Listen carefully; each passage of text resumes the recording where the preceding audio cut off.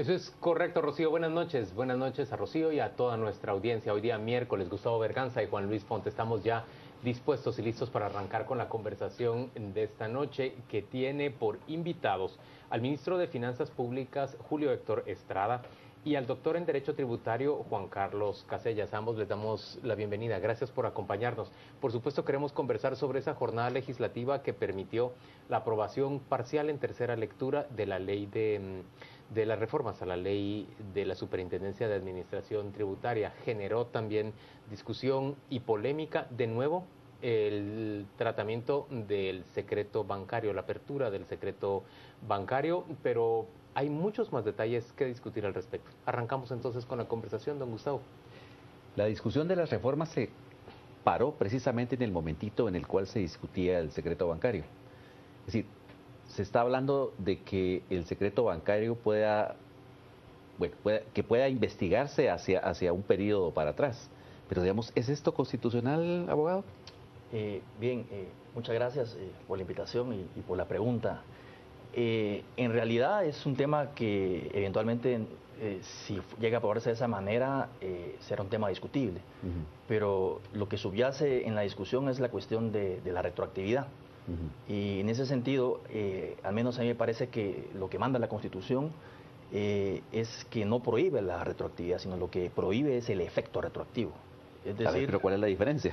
Pues bien, el efecto retroactivo, al menos como este humilde servidor lo entiende, es cuando el legislador no solo obra hacia el pasado, es decir, actúa hacia situaciones pasadas, sino que además las afecta. Es decir, si una posición jurídica ya se ha agotado, un derecho ya se ha adquirido y el legislador pretende modificarlo, estamos frente a un efecto retroactivo. Por el contrario, si el legislador lo que hace es obrar hacia el pasado y atribuirle consecuencias jurídicas futuras a una situación acaecida en el pasado, estaríamos no hablando de una retroactividad, sino una pseudo-retroactividad, ¿no? Okay. Porque el derecho no queda congelado por el paso del tiempo. Ministro, en términos generales, esta discusión gira en torno al temor, sobre todo de muchos contribuyentes, de que se pueda usar información bancaria suya, digamos, de 15, 10 años atrás, para afectarle en términos de impago de impuestos. ¿Cómo lo ve usted? Vamos a ver. Primero quisiera resaltar que se aprobó el libro 1, que era todas las reformas orgánicas a la ley orgánica de la SAT. Lo cual es muy importante porque se hizo un directorio mucho más ejecutivo, se mejoró el tema de la carrera administrativa dentro de la SAT. Un directorio de 3, ministro de Finanzas y dos independientes permanentes. Independientes más nombrados por el presidente. Nombrados por el presidente. A partir de una comisión de postulación mejorada, digamos, en un proceso interesante. Yo lo veo como un directorio mucho más ejecutivo. El directorio nombra al superintendente, ya no lo nombra el presidente, entonces se fortalece la independencia de la institución. Se crea mejores inspecciones internas, auditorías internas, mecanismos de resolver conflictos de interés, o sea, se fortalece, digamos, la probidad y la funcionalidad de la institución, y eso es positivo.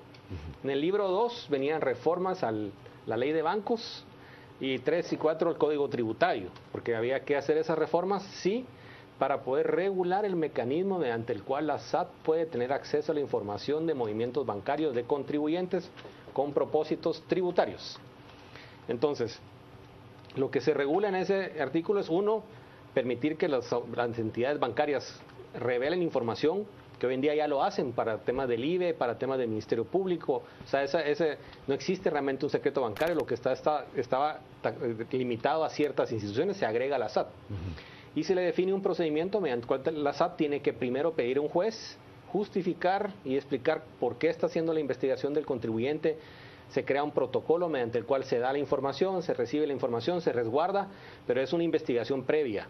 Entonces, lo que tiene la posibilidad la SAT de hacer es, si encuentra inconsistencias en los movimientos o en las operaciones de una institución, puede justificar ante un juez y tener acceso a todas las cuentas bancarias y todos los procedimientos de ese contribuyente, una vez tenga ya un proceso arrancado de investigación, y lo que obtiene es una información directamente de parte de la fuente. Y si encuentra algún tipo de irregularidad, ya hará un ajuste al contribuyente, y si encuentra algún tipo de ilegalidad más grande, pues te podrá denunciar y ya comenzará un proceso investigativo por defraudación o lavado. ¿Hasta qué periodo hacia atrás se están solicitando ustedes que se pueda revisar? Es que lo que se crea ahorita es un mecanismo mediante la cual la SAT puede hacer una investigación. Hoy en día la SAT le puede pedir al contribuyente no solamente la información bancaria, sino que le puede pedir sus inventarios, sus cuentas. Pero hasta 5 años de tope. Exacto. Aquí aplicaría, si la ley no tiene ningún detalle adicional, el mismo procedimiento. O sea, la SAT está auditando en el año 2013 y va al banco y dice quiero los movimientos del año 2013. Y eso es lo que podría solicitar a través del mecanismo que se está creando. Simplemente es un mecanismo para corroboración. También para cumplir con tratados internacionales de intercambio de información con Francia, por ejemplo, de un ciudadano francés. Y si Francia le manda a pedir los movimientos del año 2013, la SAT pediría al banco el año 2013 o 2012. Por el tema del periodo de extinción, digamos, de la investigación tributaria que prescribe, son 4 años para atrás. La ley como está ahorita permitiría la investigación como parte de otra información que la SAT puede corroborar: facturas, proveedores, compras, inventarios. Igual sería el tema de corroborar información bancaria. 4 años también. 4 años. Los diputados detuvieron hoy la discusión aduciendo que era necesario revisar la forma en que iba a ser aprobada la apertura del secreto bancario para que no tuviera ese efecto retroactivo del que hablaba el licenciado Casellas. Pero en términos generales, señores, ¿es correcto que se redacte? Si usted, licenciado, nos está diciendo que no hay precisamente una retroactividad en la ley. Mire, yo creo que siendo un tema tan sensible para todos los ciudadanos de este país y verdaderamente yo creo que habría que contextualizarlo, ¿no? Porque hay que recordar que... el contexto es que todo el mundo se siente en este momento amenazado. Con el respeto sujeto de ser perseguido. La administración tributaria no pasa por sus mejores momentos, hay personas indicadas, incluso están presas, entonces yo pienso que ya vive mejores momentos la autoridad tributaria. No, definitivamente yo creo que soplan vientos de cambio, pero yo siento que ese contexto debe tenerse en cuenta en la aprobación, y les voy a decir por qué. Porque el ordenamiento jurídico debe estar adaptado a la realidad que pretende regular. Por ejemplo, cuando hablamos del principio de que todos debemos de contribuir a pagar impuestos al sostenimiento de los gastos públicos, ese principio de generalidad que subyace en ese mandato constitucional implica un mandato hacia el legislador que deberá adaptarlo el legislador en atención a las posibilidades jurídicas, históricas, políticas y del momento que se esté viviendo. Por ejemplo, no es lo mismo hablar de, supóngase usted, de capacidad de pago en nuestro país, de hacerlo en otra jurisdicción, pensemos ahora en el Reino Unido o en cualquier país de la Unión Europea. Sintetizando, ¿es positivo o no es positivo esto de permitir la revisión hacia atrás? Yo lo veo con buenos ojos, porque la Constitución nos obliga a todos a contribuir al sostenimiento de los gastos públicos. Aquí no manda que solo unos lo hagan, como lastimosamente ocurre siempre, o que lo hagan menos de sus posibilidades económicas. Entonces yo sí lo veo con buenos ojos, pero entiendo que debe de contextualizarse esa herramienta de fiscalización que se va a dar a la autoridad fiscal y desde luego que se preserven los derechos y libertades fundamentales de los ciudadanos, ¿no? En ese contexto que vivimos actualmente. Okay. Ministro, el doctor Casellas nos dice que los hechos deben ponerse en contexto. El contexto en este momento es que hay una sensación de temor muy grande entre muchos contribuyentes. Por ejemplo, una SAT muy represiva. Digamos, una SAT con un dinamismo y una actividad que no se había visto si lo comparamos con la indolencia de años pasados. Se empieza a hablar incluso de que traería mucha tranquilidad que se decretara una amnistía, porque en términos generales el clima es de temor a la persecución. ¿Usted ya ha escuchado este tipo de sugerencias? Yo creo que quiero aclarar que no estamos considerando una amnistía y que lo vengo escuchando desde hace 6 meses que estamos en la función pública de si vamos a decretar una amnistía. El tema de acceso a información bancaria, dado que hay cierta sensación de persecución de la SAT, que por cierto es por casos que fueron llevados por la vía penal de defraudación y no por la vía administrativa, no de esta administración, sino las administraciones anteriores.